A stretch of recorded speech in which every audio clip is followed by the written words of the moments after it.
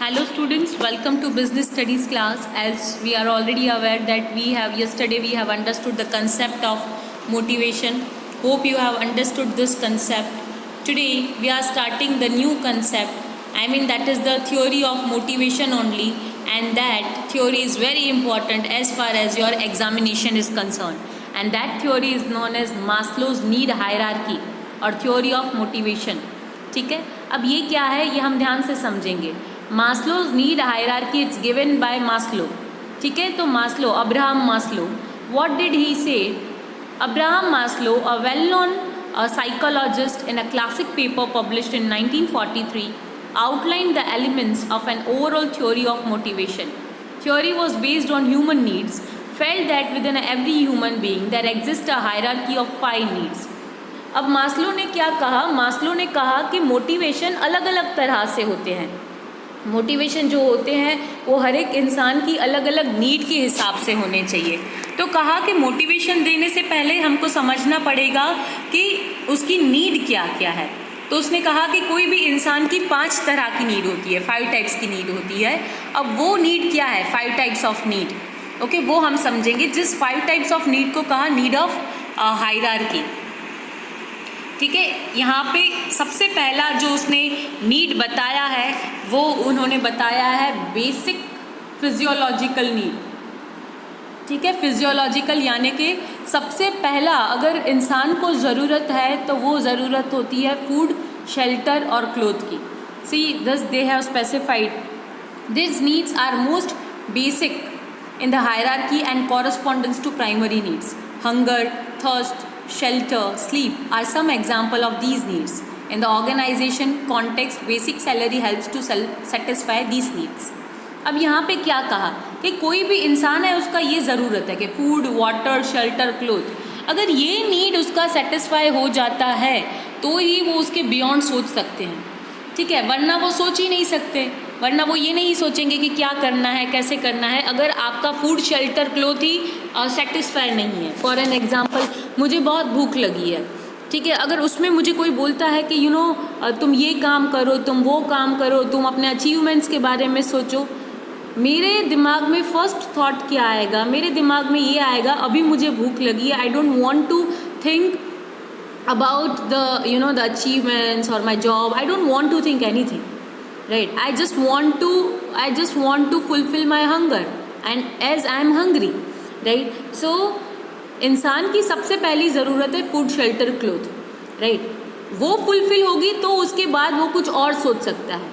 तो कहते हैं कि ऑर्गेनाइजेशन में सबसे पहला उसका वो नीड फुलफिल होना चाहिए. देखो अब आप सोचेंगे इसको ऑर्गेनाइजेशन के साथ कैसे कनेक्ट करना है. तो फूड, शेल्टर, क्लोथ जैसे ह्यूमन बीइंग का ज़रूरत है, वैसे ऑर्गेनाइजेशन में जो बेसिक नीड का ज़रूरत है वो होता है उसका salary. Basic salary is a main thing for any of the employ. Next is a safety and security need. जब एक इंसान का बेसिक नीड फुलफिल हो गया, उसके बाद उसमें क्या थॉट आता है? उसके बाद अब उसको ये थॉट आएगा कि कैसे मैं खुद सेफ़ हो जाऊं, कैसे मैं अपनी सेफ्टी का सोचूं, कैसे मैं अपनी फैमिली को सिक्योर करूं, उनकी सेफ्टी का सोचूं. तो देखो यहाँ पे लिखा है this needs provide security and protection from physical and emotional harm. Example job security, stability of income, pension plan. आपको पता होगा, अगर आपके घर में पता हो तो बहुत सारे सेविंग्स किए होते हैं, बहुत सारे इन्वेस्टमेंट किए होते हैं, जैसे कि लाइफ इंश्योरेंस है या तो फिर दूसरे इंश्योरेंस होते हैं. आपको लाइफ इंश्योरेंस का टैगलाइन अगर पता हो तो ज़िंदगी के साथ भी, ज़िंदगी के बाद भी. हाँ, हमारे सबके घर में हमारे पेरेंट्स ने वो लेके रखे होते हैं. Because life is uncertain, so what they do, they are securing their selves. कई बार पेंशन प्लान लोग लेते हैं कि एक सर्टेन एज के बाद उनको होता है कि हमारा जॉब नहीं होगा या हमारा बिजनेस नहीं होगा और हमारा एज हो जाएगा, तो हम तब उस सिचुएशन में हम क्या करेंगे? तो कहा उस सिचुएशन में अगर हमने पहले से सेविंग्स की हुई हैं या अगर हमने पहले से पेंशन प्लान्स किए हुए हैं तो it would be beneficial on that time कि जब हमारे पास कुछ नहीं होगा या यू वुड नेवर नो कि आपका ओल्ड एज क्या हो सकता है. सो हर एक इंसान का जैसे ही फूड, शेल्टर, क्लोथ उसका फुलफिल होता है, उसके बाद वो हमेशा सोचता है कि अब हम क्या करें ताकि हमारा सिक्योरिटी रहे। Next is a belonging needs. देखो बिलोंगिंग नीड्स, अब आपके पास फूड है, आपके पास आप सिक्योर्ड हैं, लेकिन अगर आपका फैमिली ही नहीं है तो आपको वो चाहे आप कितने भी सिक्योर्ड हैं उसका कोई मतलब नहीं रह जाता। Every human being they need you know the feelings, they need emotions, they need love, they need affection. It can be from friends, it can be from family, right. तो हर एक इंसान का जो थर्ड ज़रूरत होता है वो ये है कि the person can not survive alone, they need family and friends. Next is esteem needs. अब कहा कि देखो ये जो तीन जो बेसिक नीड्स हमने पहले पढ़े कि फिजियोलॉजिकल सिक्योरिटी और हमने पढ़ा बिलोंगिंग नीड, ये हर एक इंसान का बेसिक नीड है, ठीक है। ये तो तीन नीड चाहिए, उसके बाद इंसान को सोचना है कि अब उसको आगे बढ़ना है कि यहाँ तक रखना है, ठीक है। अब तीन वो नीड अचीव हो गए, उसके बाद इंसान सोचता है एस्टीम नीड। अब ये नीड क्या है? ये नीड का मतलब है this includes the factors such as self respect, status, recognition and attention. अब आपका जॉब सिक्योर है, सब कुछ है, तो आप उसके बाद क्या सोचोगे कि अब मेरा मार्केट में नाम होना चाहिए, मेरी एक इमेज होनी चाहिए, मेरा एक स्टेटस होना चाहिए, लोग मुझे बहुत अच्छे से बुलाएं, ठीक है, मेरी वाह वाह होनी चाहिए, ठीक है। मतलब आपके पास पावर, आपके पास स्टेटस, आपका एक डेजिग्नेशन हो, ये हर एक इंसान सोचता है। लेकिन कब सोचता है? कि जब ये इसकी तीन नीड फुलफिल हो जाएंगी। हाँ, अगर आपके पास खाने के लिए नहीं है तो आप उसमें पावर का या डेजिग्नेशन का तो आप सोच ही नहीं सकते हैं, राइट। तो that comes in esteem needs. And last is a self actualisation need. It is the highest level of need in the hierarchy. It refers the drive to become what one is capable of becoming. These needs include growth, self-fulfillment and achievement of goals. ये क्या है? Self actualisation need है। देखो, हम हर एक के life में कोई ना कोई गोल होते हैं, लेकिन कई बार हम उस गोल के लिए काम कर सकते हैं, कई बार हम उस गोल के लिए काम नहीं करते हैं। जब हम उस गोल के लिए काम करते हैं और उसमें अगर हम अचीवमेंट ले लेते हैं तो that is a self actualisation need. लेकिन जो लोग अपने गोल के पीछे पागल होते हैं, जो लोग सोचते हैं कि नहीं मुझे अपना गोल ही अचीव करना है, ठीक है, और जिसमें वो कैपेबिलिटी भी है वो बनने की, so that comes in self actualisation. जैसे अभी हमने समझा अभी कि इंसान का ये 5 ज़रूरत है, जिसमें physiological security, belonging, esteem and self actualisation need जो सबसे पहले थे। हमने ये एग्जाम्पल्स भी समझे इंडिविजुअल।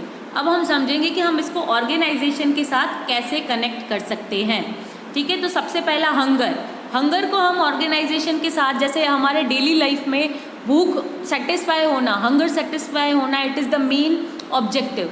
उसी हिसाब से ऑर्गेनाइजेशन में बेसिक सैलरी मिलना, it is the basic need और सबसे पहला नीड होता है किसी भी पर्सन का। उसके बाद है स्टेबिलिटी ऑफ इनकम। तो इनकम मतलब क्या? हम अपने आप को सिक्योर करते हैं। तो ऑर्गेनाइजेशन में भी यहाँ पे लोग क्या सोचेंगे? अपना पेंशन प्लान लिए लोग सोचते हैं कि हमारा फ्यूचर या हमारा ओल्ड एज हो जाएगा तब हम क्या करेंगे। उसके बाद है फ्रेंडशिप, ठीक है। यहाँ पे हमने समझा फ्रेंडशिप, और यहाँ पे हम क्या करते हैं, जहाँ पे भी हम जॉब करते हैं हम सबके साथ बहुत अच्छे रिलेशंस बना के रखते हैं, which is known as cordial relation with colleagues. उसके बाद है जॉब टाइटल। अब मैं अगर ऑफकोर्स जॉब कर रही हूँ तो of course I would be thinking I should have some designation, okay, I should have some power and status, okay, which I am capable enough to get it. तो ये भी यहाँ पे मुझे job title, that would be the my next aim to get it. और last में होगा achievement of goals. अब अचीवमेंट ऑफ गोल्स क्या है कि हर एक इंसान जॉब टाइटल, पावर, डेजिग्नेशन उसको मिल जाता है। अब यहाँ पे उसको होता है कि जो मेरे गोल्स हैं मैं उसको अचीव कर पाऊँ। 3 स्टेज पे हर कोई पहुँच जाता है, 4th स्टेज पे पहुँचना बिट डिफ़िकल्ट, और 5th स्टेज पे कोई ही पहुँच पाता है।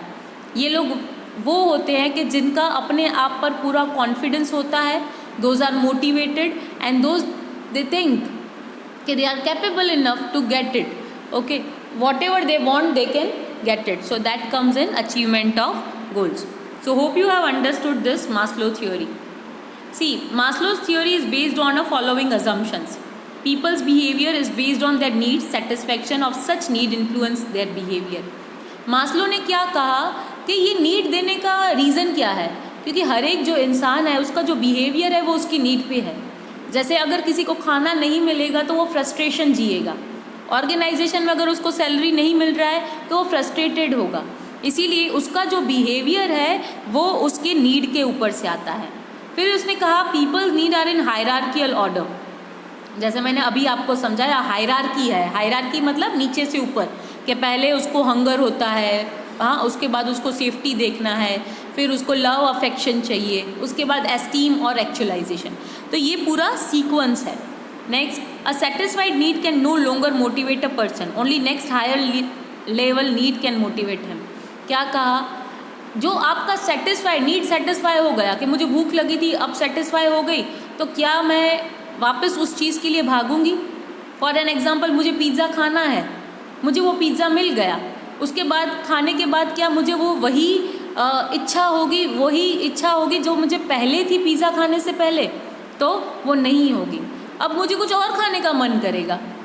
ठीक है, तो मतलब कहने का मतलब क्या है कि हर एक इंसान की लाइफ में नीड होते हैं, जैसे ही वो नीड उसके फुलफिल हो जाते हैं तो वो नीड उसके लिए मैटर नहीं करती, अब वो दूसरी नीड के लिए भागता है और वो अचीव करने के लिए ट्राई करता है। और लास्ट कहा, a person moves to the next higher level of the hierarchy only when the lower need is satisfied. कहा कि जब इंसान का एक नीड सेटिस्फाई होगा तो ही वो दूसरे हायर लेवल पे जा सकता है, लेकिन जब उसका लोअर नीड ही सेटिस्फाई नहीं हो रहा तो वो हायर नीड पे जाने के लिए नहीं सोच सकता या उसके लिए डिफ़िकल्ट होगा। तो ये जो सब कुछ नीड थी वो किसने दी? मास्लो ने। ओके, होप आपको समझ में आया होगा। अगर आपको नहीं समझ में आता है तो आप मुझे डाउट सॉल्विंग सेशंस के टाइम कॉल कर सकते हैं। Till then, thank you.